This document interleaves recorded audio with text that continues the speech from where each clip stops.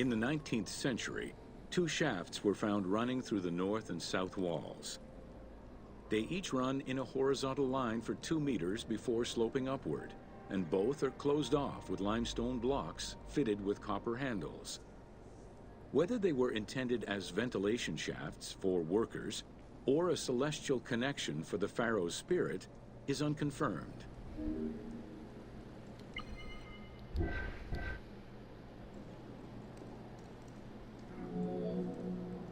A recent scan of the room indicated the presence of an unknown cavity hidden behind the north face of the walls over the descending corridor. Further investigation is still ongoing to ascertain the nature of the anomaly, so as to avoid risking damage to the monument.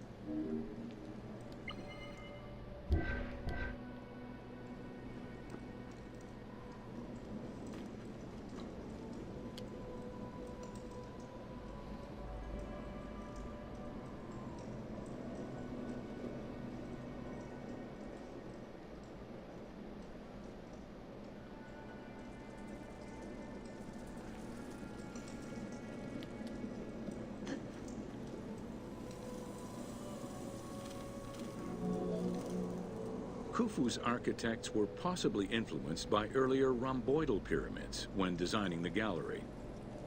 It is the longest corbelled vault ever built, measuring 47 meters long and 8.6 meters high.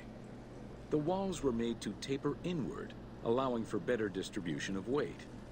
As a result, the ceiling measures just over a meter wide at its highest point. Though this construction technique is present in other pyramids, few have the same precision and stability.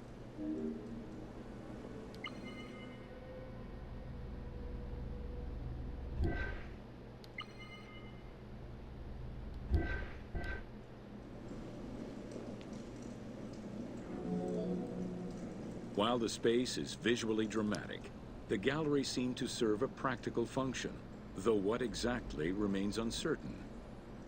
Still, the wall design was undoubtedly meant to contribute to the stability of the structure, and its floor may have helped workers move the materials. A channel runs along the middle of the room. A movable floor originally rested in this central recess. The raised benches on either side are equipped with slots that may have been used to help position the granite blocking stones.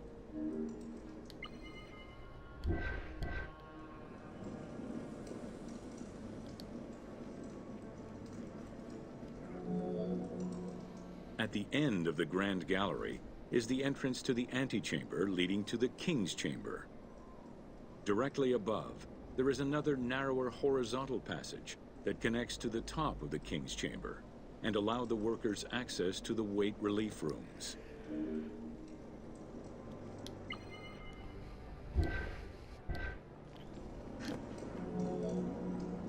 The far end of the Grand Gallery leads to a small antechamber with a portcullis, preventing access to the King's Chamber. The portcullis was composed of 3 separate granite slabs. They were designed to be lowered into place and seal the chamber after the burial of the king. The grooves dug out to hold the slabs in place are still clearly visible to this day. The elaborate locking system was composed of a series of grooves for the ropes and pulleys that dropped the stones into place like the notches on a key.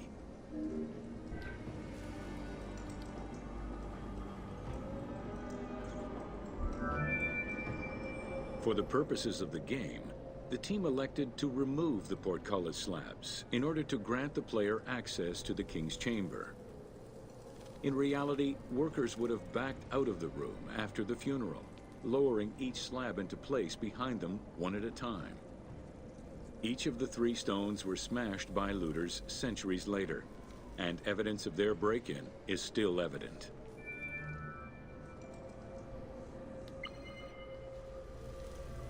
So basically during Bayek's time, you wouldn't have had access in here, I don't think. I think the looters hit it after Bayek was around.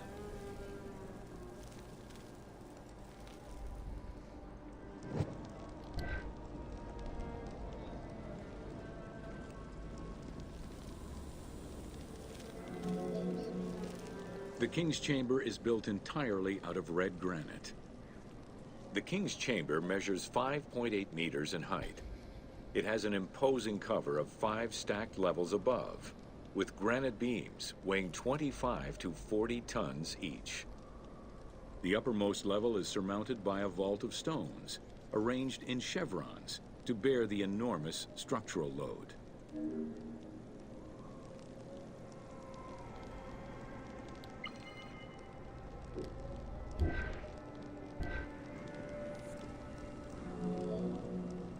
As in the Queen's Chamber, 2 shafts extend out from the room towards the north and south faces of the pyramid.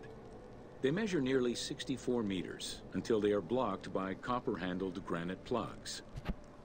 Some experts in the culture of the Old Kingdom believe that the shafts were thought to lead the king's soul to the stars, with the incarnation of the pharaoh as the god Ra, represented by the northern well, and the god Horus by the southern well.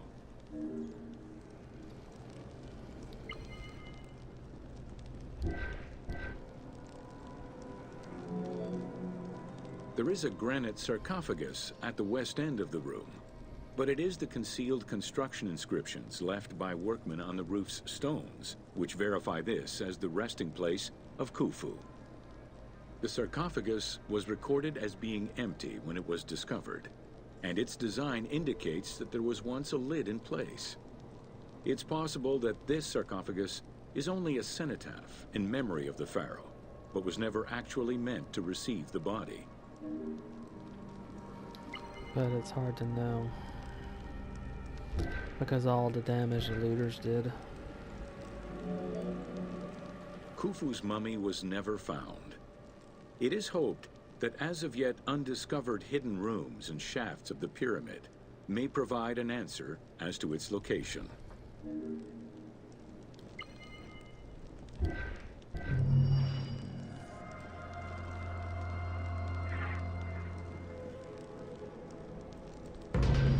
Welcome to Jean-Pierre Houdin's Theories.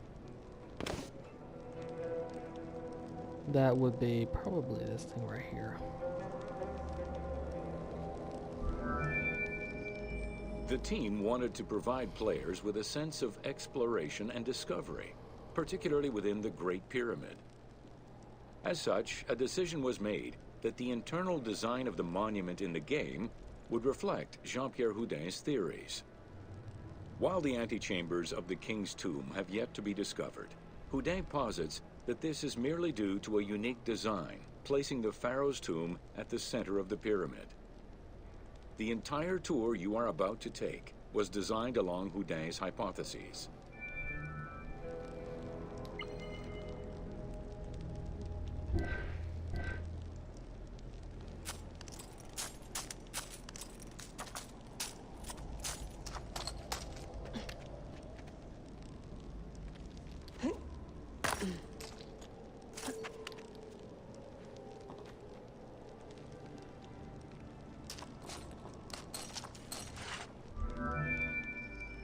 While respecting Houdin's hypothesis as to the general layout of the antechambers, the team wanted the contents to enhance the game experience.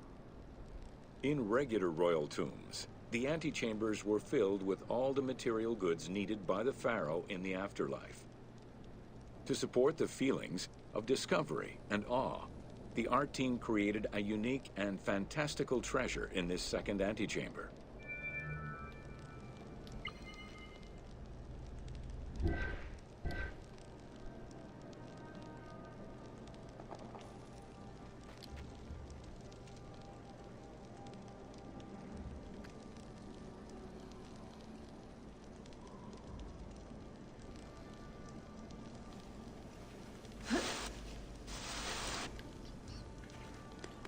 Not mean to fall down like that.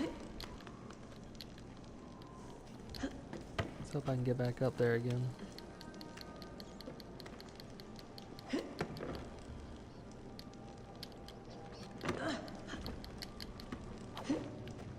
There we go.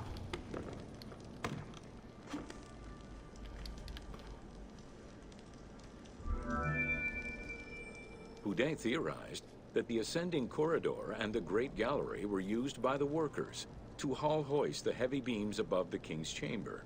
He called it the service circuit. The corridor you are in now was created by the team following Houdin's theory and is referred to as the Noble Circuit. It is through this corridor that the wooden sarcophagus containing the pharaoh's mummy would have been transported to its final resting chamber.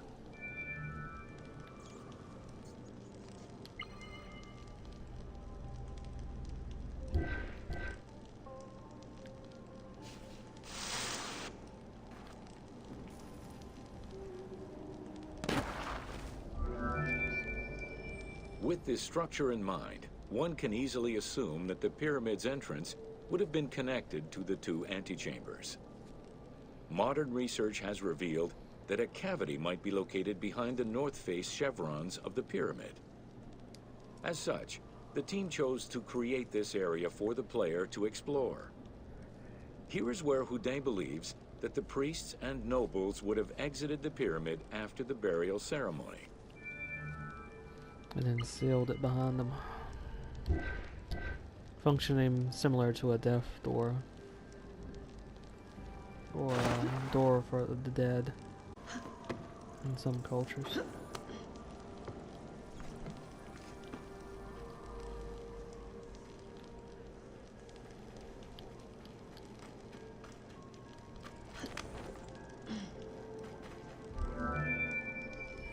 Many theories regarding the construction of the Great Pyramid rely on the usage of external ramps. However, Houdin believes an external ramp would have been too steep for the upper portion of the pyramid. This is why he posits that there were two ramps. An external ramp for about half of the height of the pyramid, which then became an internal ramp for the second half.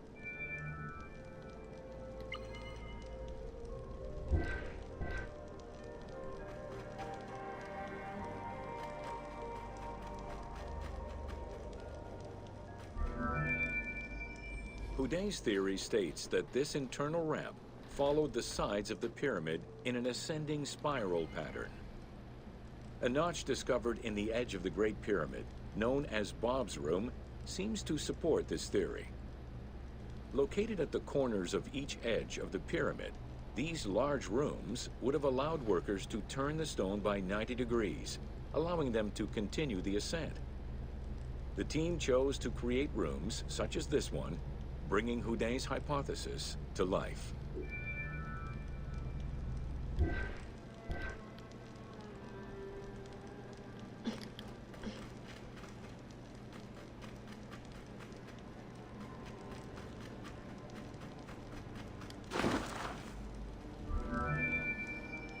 This long corridor was the first section of the ascending internal ramp. Through it, the blocks used to build the Great Pyramid would have been carefully moved upward and then turned at each edge of the pyramid in order to continue their ascent. Though the team only created the main ramp for the game, Houdin posits that this ramp had two levels, allowing workers to return safely to the bottom thanks to an additional corbelled upper section.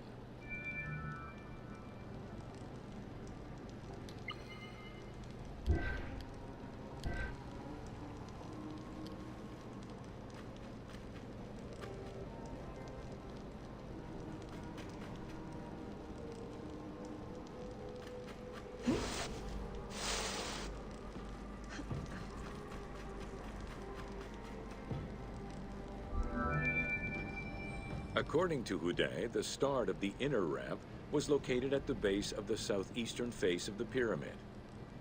This location would have been the junction point of the external and internal ramps. Below us, workers would have built the lower part of the pyramid with the external ramp before eventually switching to the internal ramp for the middle and upper sections of the pyramid. At that time in the process, they could have reused the material of the external ramp to fill the center of the pyramid, hauling the stones in through the internal ramp.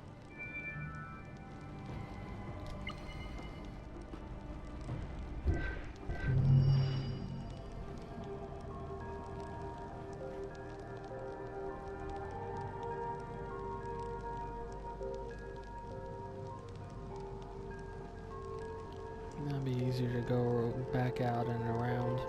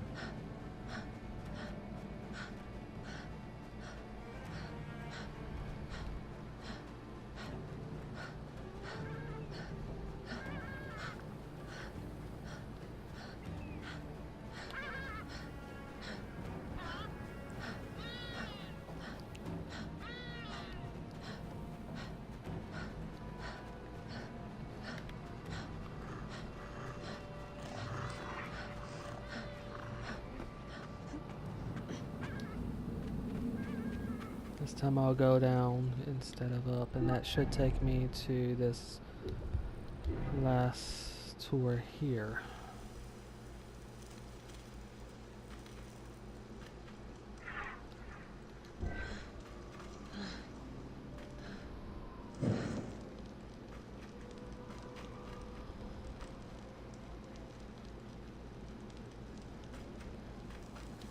I thought, at least.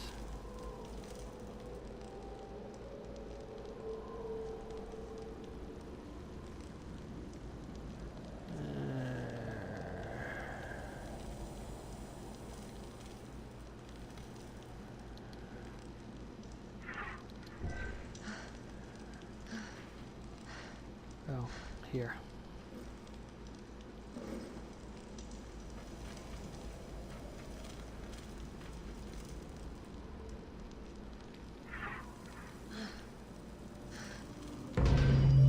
Welcome to the Great Pyramid, Subterranean Chamber. From the original entrance of the Great Pyramid, there is a passage leading to the Subterranean Chamber. Its walls were carved out of the existing rock of the plateau and then covered in a fine, unmarked limestone. The descending passage has a steep 26-degree downward slope.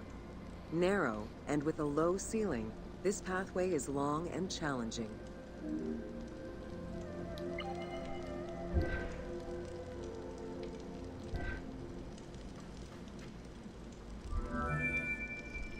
While the original passage was 145 meters long, the team reduced its length and made it both wider and higher. The main focus of the work in reproducing the location was centered upon preserving the unique claustrophobic environment of the Great Pyramid, while still allowing for a smooth game navigation.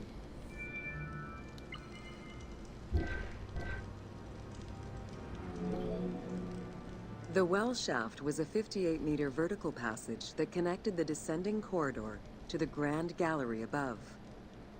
An adjacent grotto may have originally been a small natural well in the bedrock that was enlarged during the tunneling. Whether the grotto was intended for another purpose is uncertain.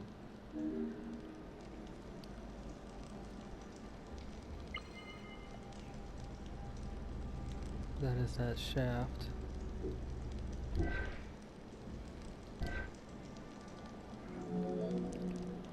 There is much speculation over the purpose of the well shaft. One theory is that the channel was cut or enlarged to supply air to workers in the descending passage. Another is that it was meant to provide an exit route once the work was done in the heart of the pyramid. Without the well shaft, workers would have been trapped inside forever when the grand gallery was sealed. The opening at the bottom of the well shaft was most likely sealed by exiting workers to camouflage the passageway.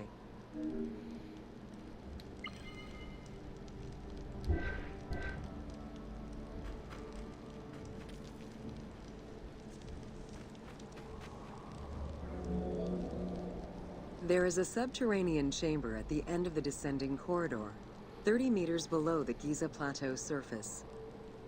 Dug directly into the bedrock, the space is wide with a ceiling 3 meters in height. Its floors and walls are rough and uneven, indicating that it was never completed. At the south end of the room, there is another narrow corridor, similar to the others, though it abruptly ends after roughly 20 meters.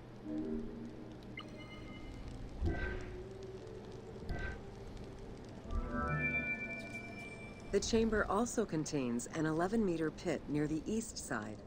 It's unclear what this may have been used for. In the game, this well leads to a fictive underground complex containing key game-related mysteries.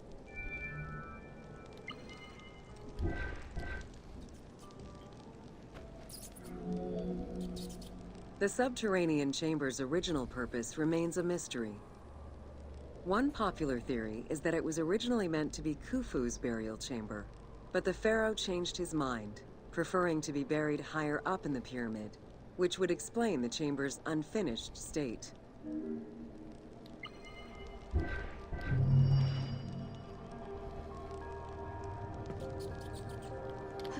Or it's hiding something else.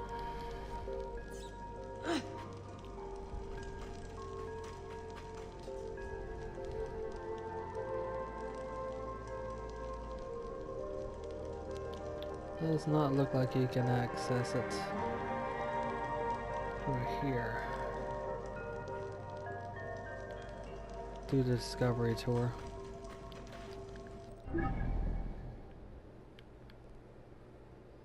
And I'll head to the top of the pyramid now.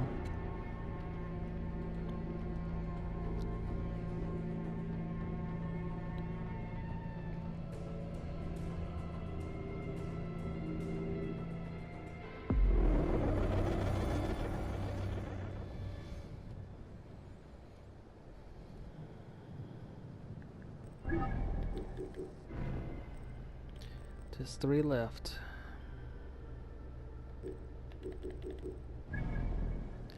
That would be here, here, and here. I'll take a look at the funerary complex next, and then head down here. And do Riddles of the Sphinx last.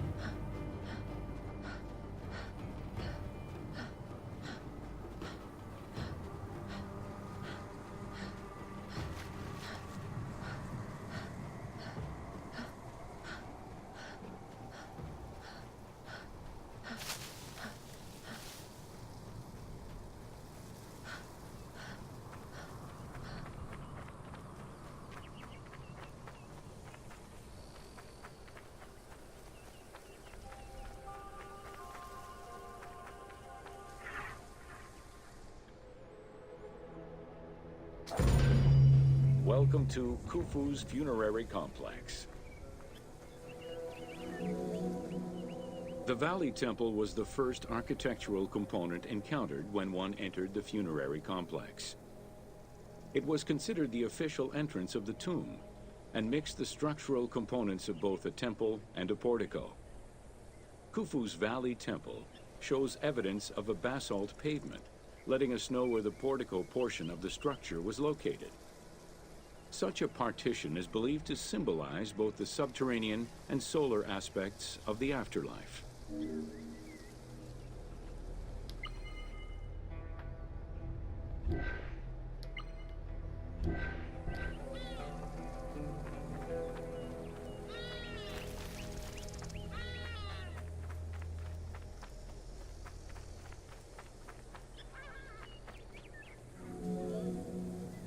Khufu's causeway ran from the floodplain up to the plateau, linking together the Valley Temple and the Mortuary Temple. A traditional causeway presented itself as a paved path, enclosed by walls and often roofed.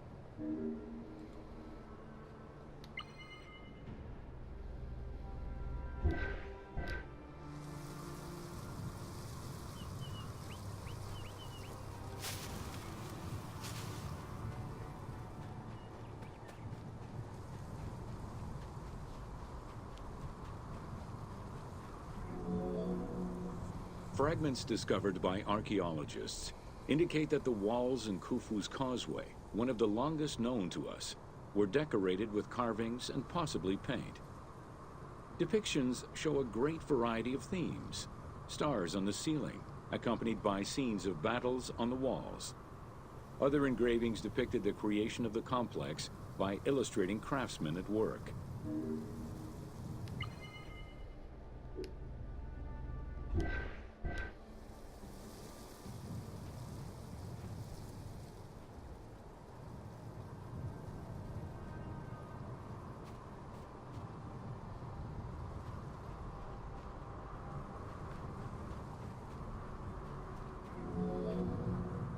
The most impressive private cemeteries of Giza are located east and west of Khufu's pyramid.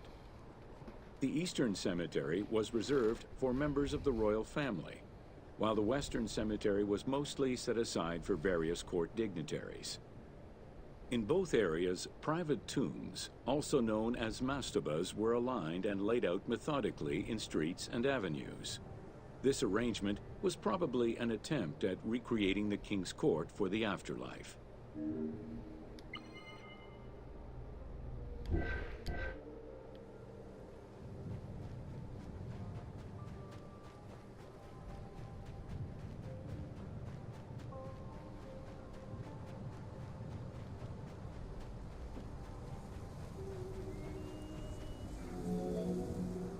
To the east of Khufu's pyramid reside three smaller constructions, the three Queen's Pyramids.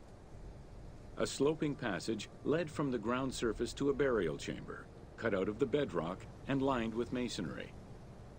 If it seems quite certain that these monuments were intended for Queen's burials, the identity of the original occupants is hard to assess.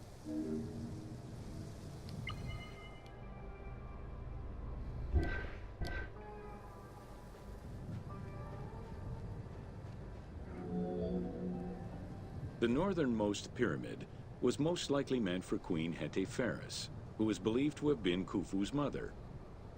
However, in 1925, her actual tomb was discovered nearby by accident. It was hidden at the bottom of a deep masonry pit in an underground chamber. Within the concealed chamber, Egyptologists discovered the most complete royal funerary equipment, dating from the Old Kingdom, though her body was missing.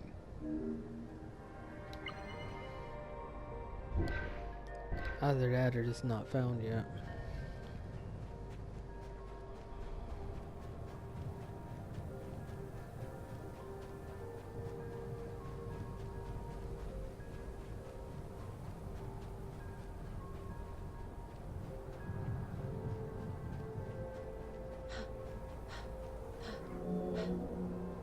Within the vicinity of Khufu's pyramid, Egyptologists have uncovered 7 boat pits.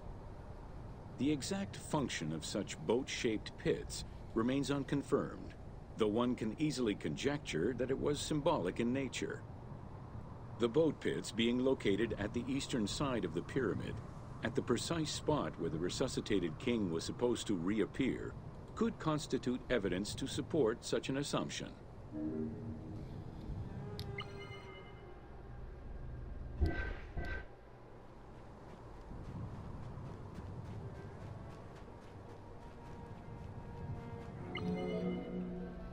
the two southern boat pits, each covered by a roof of huge limestone slabs, were discovered in 1954 by Kamal al-Malak, an Egyptian Egyptologist. Only one of them had been opened. 1,224 boat parts made of cedar wood were retrieved one by one and patiently reassembled by the master restorer Ahmed Youssef. This process took 28 years. Youssef worked by following lines of mortise and tenon joints and by stitching parts together with vegetable ropes, all in order to keep the design as authentic as possible.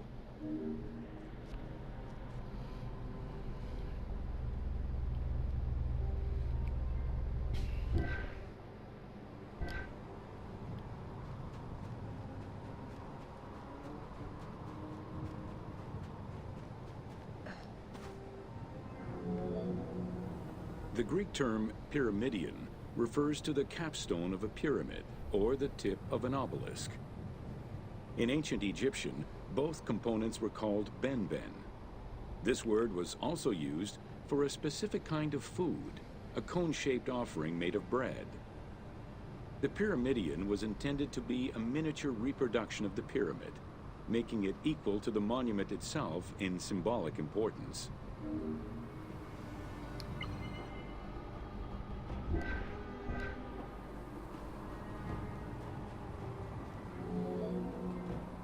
A few pyramidia have been retrieved from pyramidal complexes. The earliest, found in Dashur, is undoubtedly a good example of Old Kingdom's pyramidia. It is made of limestone and has no inscriptions. Some engraved pyramidia were recovered from private funerary chapels. Their inscriptions all related to the solar symbolism of the benben.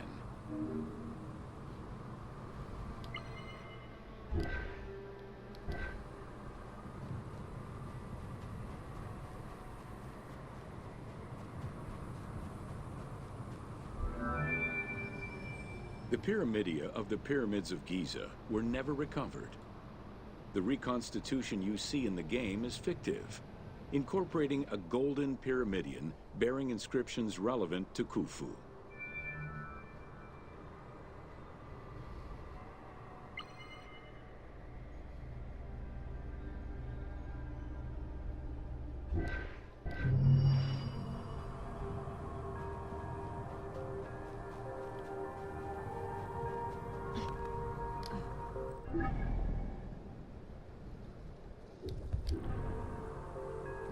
Two more tours to do.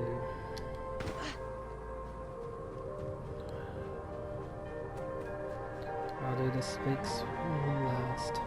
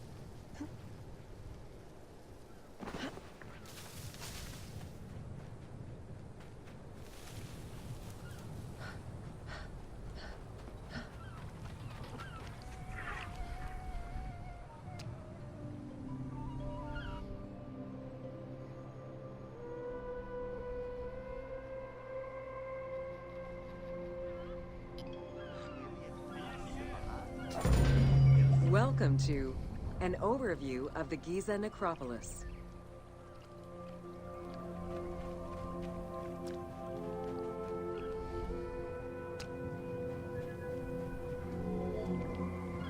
The Giza Plateau is located on the west bank of the Nile and was considered by ancient Egyptians as the domain of the dead. The pyramidal complexes found there were built over the span of 3 generations, during the reign of Khufu, Khafre, and Menkaura.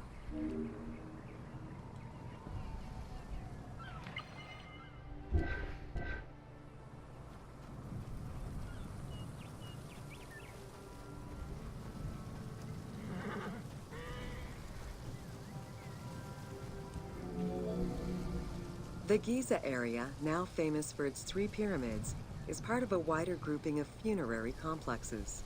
Rulers from this period generally elected to be buried in the area. The focal point of the entire region was the city of Memphis, chosen as the capital of Egypt at the beginning of the Old Kingdom.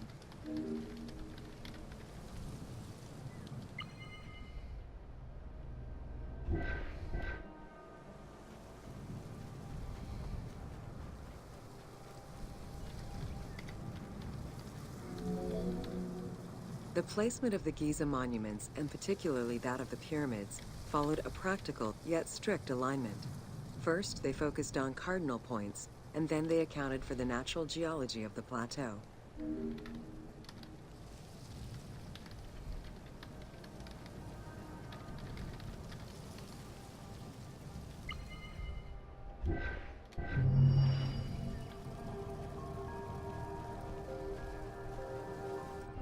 It's a basic introduction.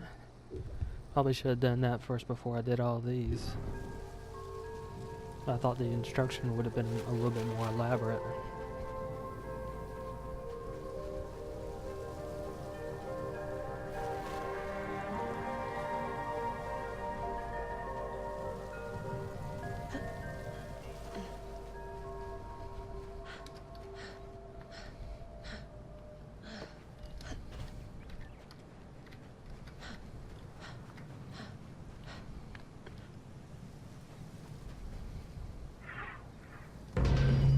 Welcome to The Riddles of the Sphinx.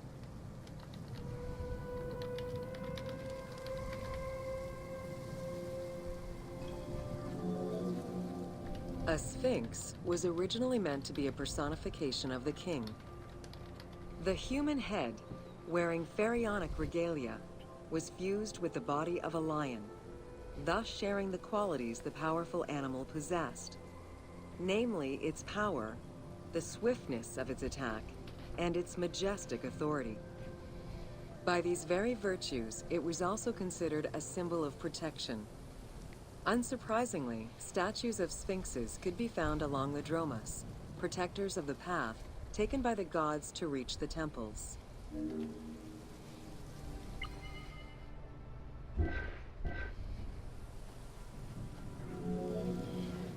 Over the centuries, enthusiasts and historians alike have wondered, who built the Sphinx?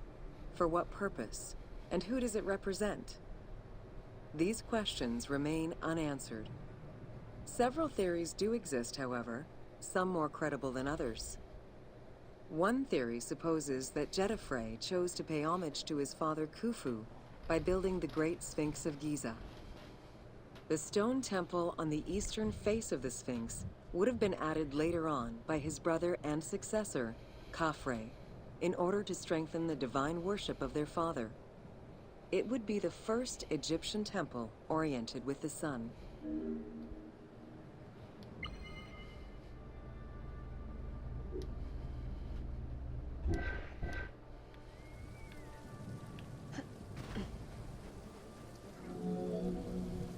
Another theory suggests that the Sphinx was built by Khafre and was meant to represent him.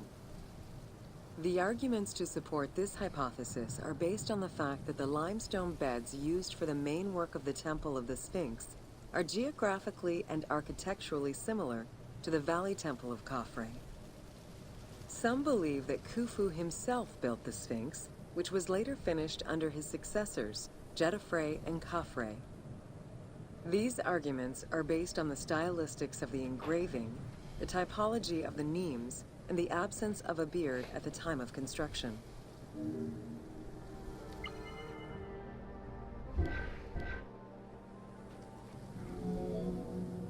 While ancient Egypt as a whole leaves a rather monochrome vision of its monuments and statuary, it is vital to understand that in ancient times, absolutely everything was painted. The sun, eating away at the pigments of the colors, the sand, the climate, and the implacable impact of time, unfortunately destroyed the glorious colors of the Sphinx of Giza. Documents from an Arab Egyptologist of the 12th century, Abd al-Latif al-Baghdadi, indicate that traces of red were still visible in his time. Today, however, the only color that remains are traces of red close to the ears of the Sphinx, as well as hints of blue and yellow on the nemes, traditional colors for that type of headdress. The pigments for the color red were man-made, obtained by mixing different products such as clay, quartz sand, and very finely crushed hematite.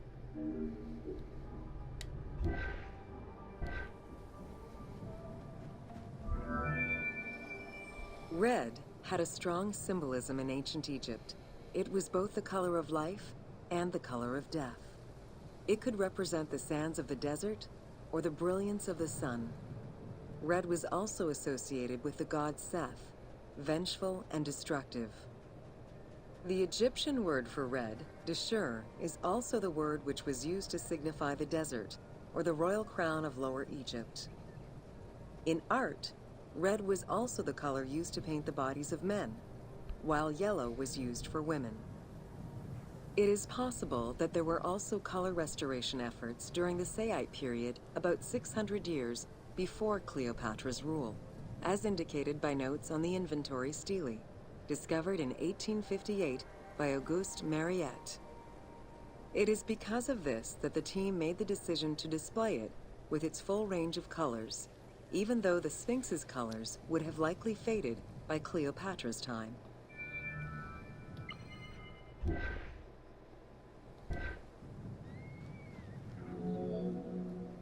Dating from the 4th dynasty, approximately 2600 to 2500 BCE, the Great Sphinx of Giza is the oldest and largest sphinx that we know of. Carved from a natural limestone outcrop, the Sphinx measures 19.8 meters in height, 73.2 meters in length, and 14 meters in width.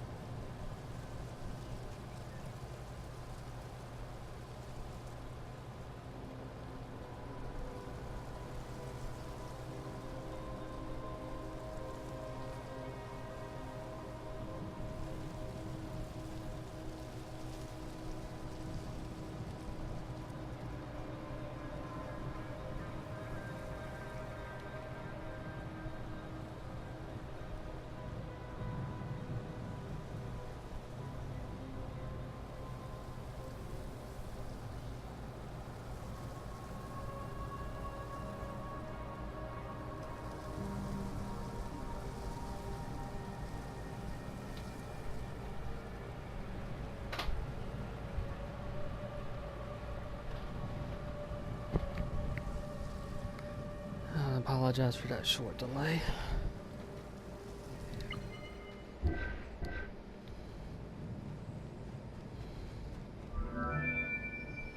In order to bring polish to the imposing monument, several blocks of limestone were added after the initial construction phase. Since then, there have been numerous attempts at preservation. The polish present in the game integrates some aspects of modern restoration attempts.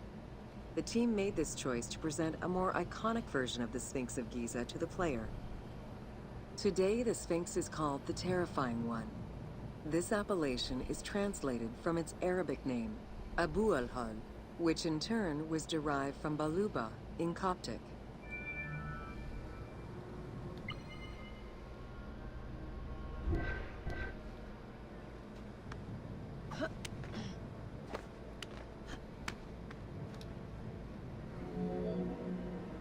The Sphinx as a whole was carved in situ from a natural stone promontory.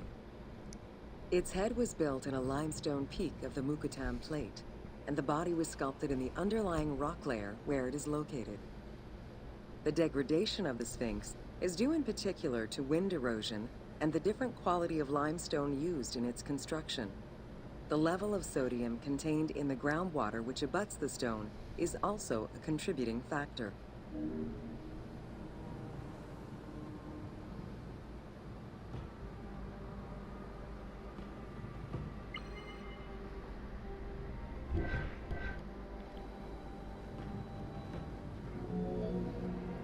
The natural bedrock is seen through the oblique natural strata of the Sphinx's body that are similar to the surrounding limestone.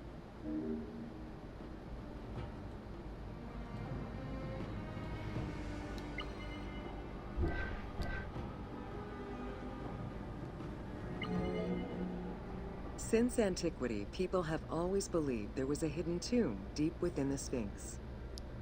It is thought that attempts to plunder the Sphinx began as far back as the First Intermediate period. Since then, numerous attempts to pierce the Sphinx's secrets have been carried out, leaving indelible scars upon the monument.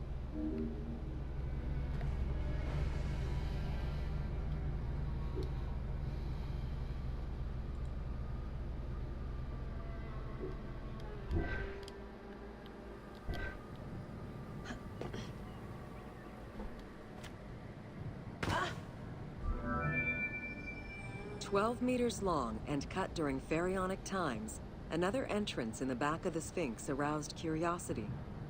Although Thutmose IV attempted to seal it off, it was possibly reopened by treasure hunters. It was rediscovered by Howard Vyse and mapped more recently by Mark Lehner. This entrance at the back of the Sphinx leads to different cavities of a few meters each, in directions going inside the statue's body and under the surface. The team has used this opportunity to extrapolate a little more.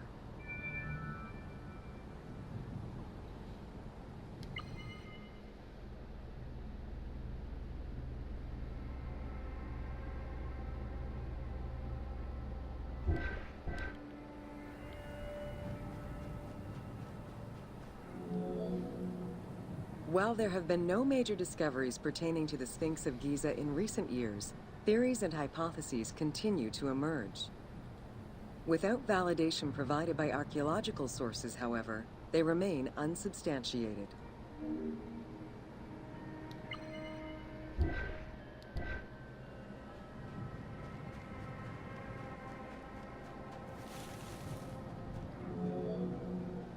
The first of the main theories as to the Sphinx of Giza's meaning posits that the Sphinx was originally a massive representation of the god Anubis. Its principal arguments are that the head of the Sphinx is disproportionate compared to the size of its body. The second theory believes that the representation of two sphinxes on the stela of Thutmose IV would indicate that another stone sphinx had existed on the site itself, possibly even in paired symmetry on the other side of the Nile. However, neither of these theories can be verified in any way.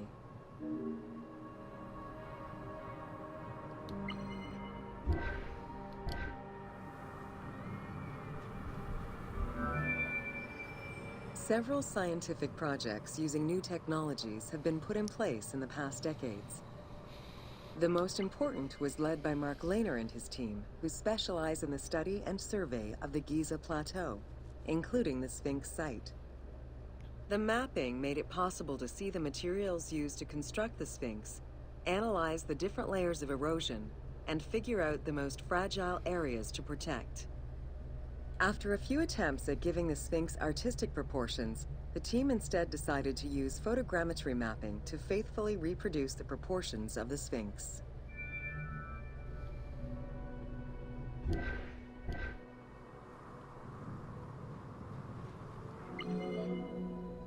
What the Sphinx of Giza represented during its construction and how the Sphinx was perceived by the Egyptians of the New Kingdom are two very different matters. Originally a representation of the king imbued with the power of the lion, the Sphinx was eventually viewed as a direct representation of the Most Divine. It is theorized that kings of the New Kingdom believed that the Sphinx of Giza was the one who recognized and legitimized the ruler of Egypt. Thus, despite the fact the Sphinx of Giza was partially buried under the sand during his reign, Amenhotep II knew that the monument was of great importance.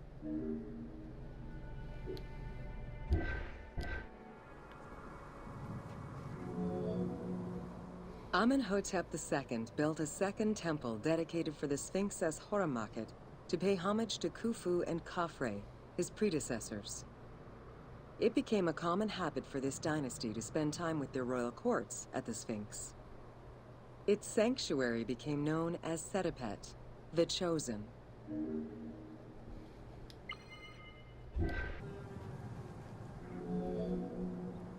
Egyptologist Mark Lehner believed that Amenhotep II built a statue of himself anchored between the paws of the Sphinx, likely to legitimize his reign, alongside a stela found by Salim Hassan. Many other pharaohs of this dynasty, such as Tutankhamun and Ramses II, also left marks of their passage in a similar fashion, sometimes even stripping the stones of nearby temples and pyramids to do so. Amenhotep II's son and successor, Thutmose IV, was a frequent offender.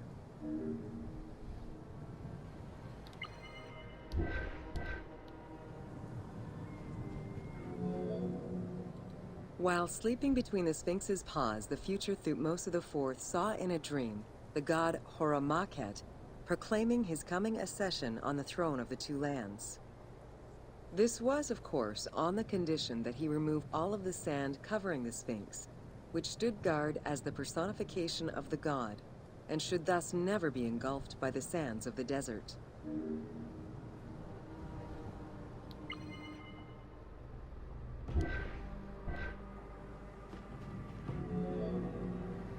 The 15-ton dream stela built by Thutmose IV to commemorate his dream was discovered by an Italian Egyptologist, Giovanni Battista Caviglia, in 1818, when he undertook the task of freeing the Sphinx from the sand, which had, yet again, covered it. Caviglia was looking for an entrance into the structure of the Sphinx, but instead he discovered an open-air chapel and stelas between the paws. Ashes from a ceremony were still present. Protected by sand, they quite possibly were from the last ceremonies in Roman times.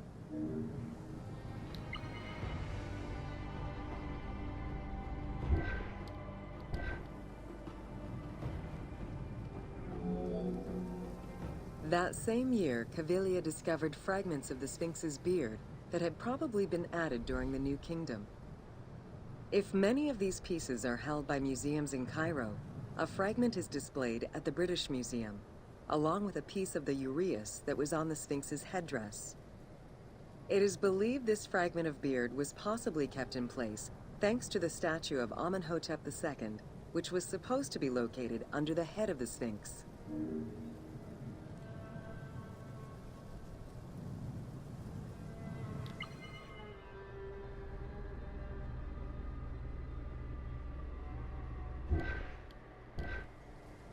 Popular cultural legend purports that the nose of the Sphinx of Giza was lost during the time of Napoleon Bonaparte to the cannon fire of French soldiers in training. However, engravings from before the time of that campaign already depicted the Sphinx without a nose, indicating that it had been removed before the French campaign.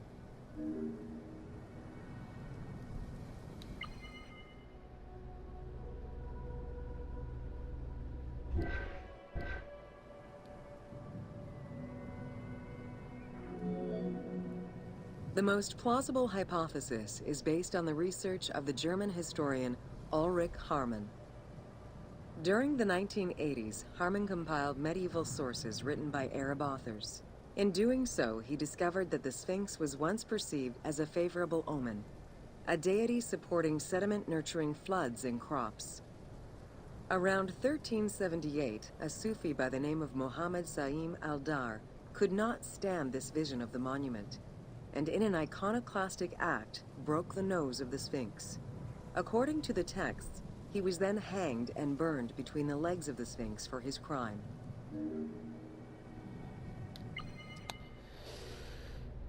Yeah, that would be a mistake.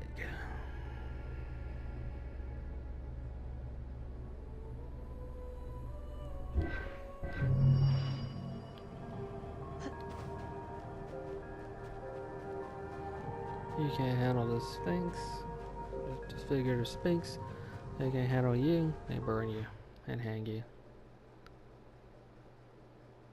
White Xenu in story mode. Oh, that's interesting. Looks like a white outfit with... Oh, never mind. Bird. It's a bird that's white. Nice. That suggests to me that there are other appearances for Xenu. Didn't look and probably should have. Let's see if you can enter into here in the discovery mode. Since I might do a New Game Plus version of this while I do Assassin's Creed 2. Alright, then Assassin's Creed 1 and 2 would be the next in line, but the game's currently out in terms of timeline.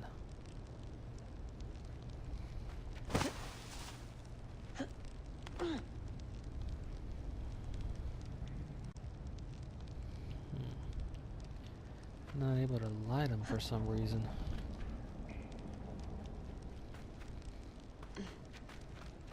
It may or may not let me go all the way through. No, it will. It could be because I've already solved the puzzle. No, guess I won't. I don't think. Let's see. No, it will. No, it won't. It's more than this.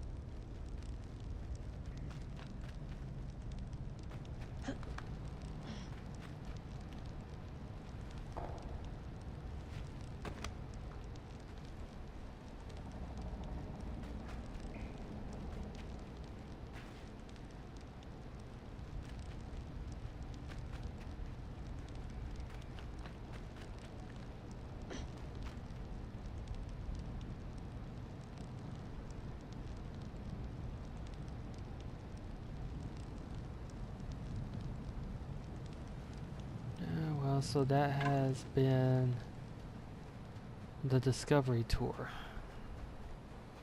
and you can still wander around all throughout Egypt looking at the animals.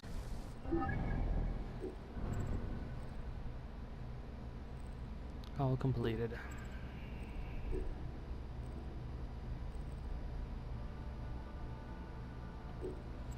There is one thing I did want to try, and that is to see if Xenu will still work with a child actor.